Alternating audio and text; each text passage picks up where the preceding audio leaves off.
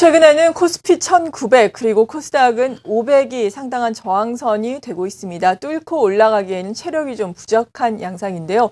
기술적으로 우리가 어떻게 봐야 하는지 자세하게 알아보겠습니다. 동양증권의 정인지 연구원과 함께합니다. 안녕하세요. 예, 안녕하십니까. 네, 먼저 1900선 회복 시도가 계속해서 이어지고 있는데 좀 돌파를 할 수 있을지, 돌파를 하더라도 안착에 성공할 수 있을지 궁금한데요. 기술적으로 어떻게 보십니까? 예, 단기적인 흐름은 상황에 따라 많이 달라집니다. 예. 하지만 이제 중장기적 흐름이 좀 더 이제 중요하다고 생각이 되는데요.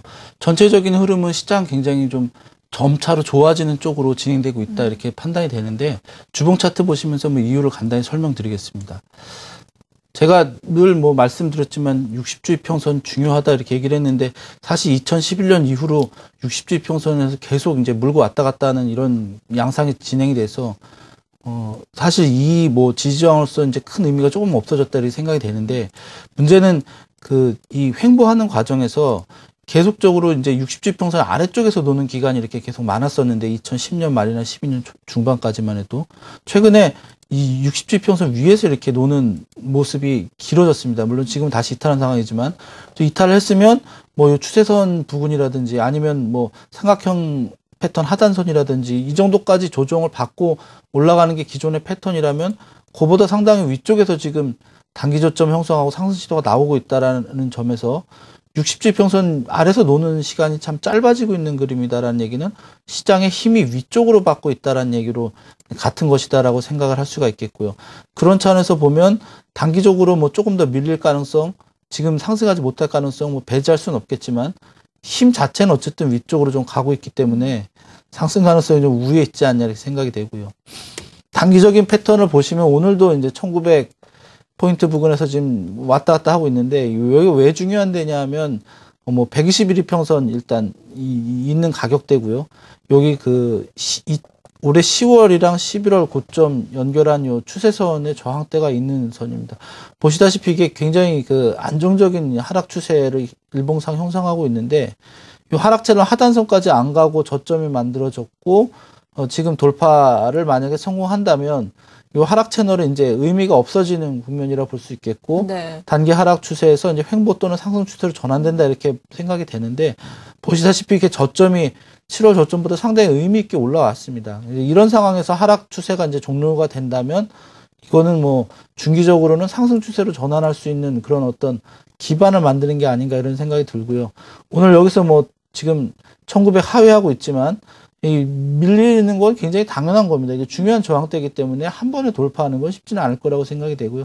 다만 밀린다 하더라도 계속적인 상승 시도가 나타난다면 돌파 가능성 우위에 둘 수 있고 만약에 실패하면 이전 저점인 1850 부근에서의 지지 여부를 좀 타진을 해보셔야 될 것 같다 생각되고 보조지표상으로도 이미 MACD에서 매수 신호가 또 발생한 상황이라서 만약에 돌파한다면 1차적으로 1937포인트 이전 고점대이기도 하고 61 이평선 있는 가격대 그리고 여기까지 돌파하면 최소한 2000포인트 넘어가는 흐름 정도는 생각할 수가 있습니다. 그래서 단기적으로는 1900 한 3포인트 정도 생각이 되는데 네. 이 하락 추세선 돌파 여부를 좀 주목해 보셔야 되고 돌파만 된다면 시장 흐름 굉장히 긍정적이고 만약에 5일 이평선 이탈하는 등 돌파 실패가 확인이 된다면 다시 한 1850 정도에서 지지를 확인하는 과정이 진행될 수 있다. 이렇게 정리할 수 있습니다. 네, 지수를 보고 있노라면 참 답답함을 느끼는 투자자 여러분들 상당히 많으실 것 같은데요. 그래도 중장기적으로 봤을 때는 조금 더 좋아지고 있다, 점차 좋아지고 있다라고 평가를 해주시면서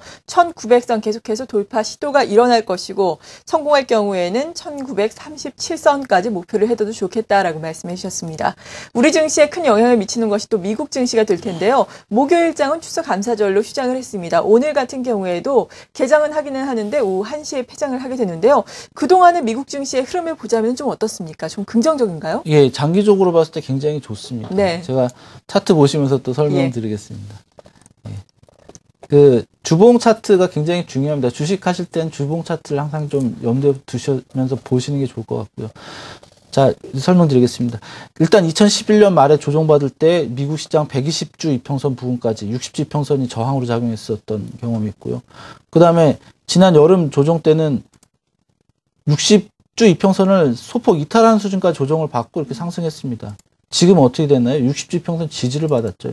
지지대가 점차로 단기로 옮겨가면서 매수 들어오는 속도, 그러니까 조정의 폭이 작아지고 있습니다. 그리고 요 고점대 2011년이랑 요 2012년 상반기 고점대를 연결한 추세 대선을 최근에 9월달에 돌파하고 조정을 받았다는 얘기죠. 상승 시도 강하다는 얘기입니다. 그러니까 지금 흐름 자체가 이렇게 파동을 그리면서 올라가고 있는데 점차적으로 이평선의 지지가 단기로 진행이 되고 있고 저항도 계속적으로 돌파하려는 시도가 나타나고 있다는 건 흐름 자체가 완만하긴 하지만 어쨌든 위쪽으로 가고 있다는 얘기고 지금 60주랑 120주 이평선이 이렇게 나란한 상태입니다. 물론 60주 이평선에서 바닥을 확인하는데 몇 주 정도는 시간이 걸릴 수도 있습니다. 바로 올라가기보다는 또 올라갔다 내려갔다 하면서 바닥을 만들면서 점차 이렇게 상승 진행되는 게 일반적인 거지만 장기적인 흐름 자체는 개선되는 국면으로 진행되고 있다라고 볼 수 있겠고요. 여기도 마찬가지로 단기적으로 이제 이 하락 추세선 돌파가 중요합니다. 1400포인트 정도에 있고 어저께 휴장했는데 아마 개장했더라도 여기 저항이 아마 굉장히 강했을 거라고 생각됩니다. 네. 한 번에 돌파되지 않을 수 있지만 어쨌든 돌파에 성공하면 흐름 자체는 60일 이평선이나 뭐 이전 고점대 1474포인트인데 여기까지도 아마 상승 가능성을 열어둘 수 있지 않냐 이렇게 생각됩니다. 네, 이렇게 주요 지수는 주요 저항선을 돌파하는 시도를 계속해서 이어나가고 있는데 이런 가운데서도 상당히 좋은 흐름을 보이고 있는 업종이 있죠. 많이들 알고 계시겠지만 우리가 이야기를 많이 했지만 IT입니다. IT주들 차트를 봐도 상당히 좋을 것 같은데 예. 기술적으로 보자면 어느 정도나 추가 상승이 가능할까요? 예, 지금 뭐 기술적으로도 굉장히 좋은 모양을 그리고 예. 있어요. 여기 보시면 아시겠지만 이 IT 업종 지수 뭐 삼성전자 차트랑 모양 비슷합니다.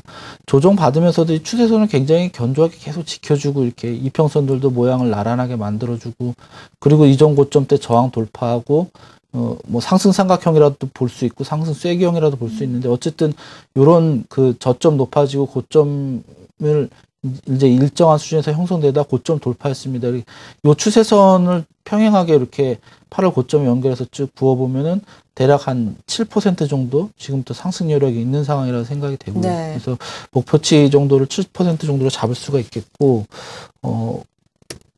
그 다음에 화학업종 같은 경우도 최근에 부진한 흐름 보이고 있지만, 지금 올해 6월, 올해 7월 저점대, 그리고 하락 채널 하단선, 뭐 이런 중요한 가격대에 도달한 상황입니다. 그래서 뭐 여기서 상승 탄력이 뭐 강하게 나오지는 않을 수 있겠지만 최소한 하락할 수 있는 폭도 이제는 뭐 거의 없는 상황이다 이렇게 생각이 되고 운송장비 업종은 주봉입니다. 주봉상으로도 최근에 하락하면서 3주 정도 횡보를 했는데 2011년 저점대 바닥권에서 지금 머물러 있는 상황이고요.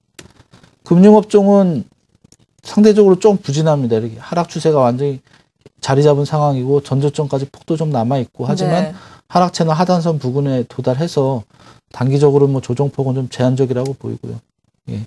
그래서 업종 지수별로 보더라도 일단은 모양이 좋은 전기전자 업종 지수는 추가 상승 여지가 있는 상황이고 상대적으로 부진했던 뭐 화학이나 운송장비 뭐 이런 산업재 종목들도 추가적으로 조정받을 폭이 거의 없는 상황이라고 본다면 시장은 뭐 전기전자 업종 지수보다는 조금 많이는 못 가겠지만 어쨌든 상승하는 쪽으로 추가적인 상승 가능성을 좀 열어둘 수 있다고 생각이 됩니다. 네, 그리고 코스닥도 아까 차트가 잠깐 보였는데요. 코스닥은 어떨까요? 네.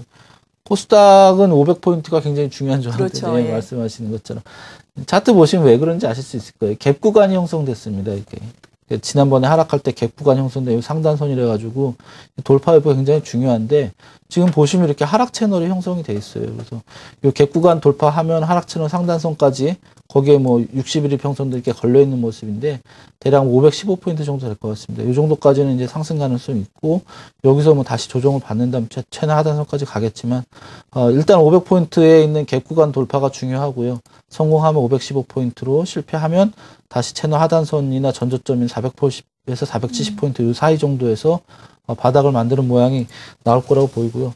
일단은 중기적으로는 채널 자체가 하락으로 자리를 잡은 상황이라서 네. 코스피보다는 뭐 상대적으로 조금 부진한 흐름이 나타나지 않을까 이렇게 예상하고 있습니다. 네, 그렇군요. 동양증권의 정인지 연구원과 함께 기술적으로 시장을 좀 분석을 해봤습니다. 감사합니다. 예, 고맙습니다.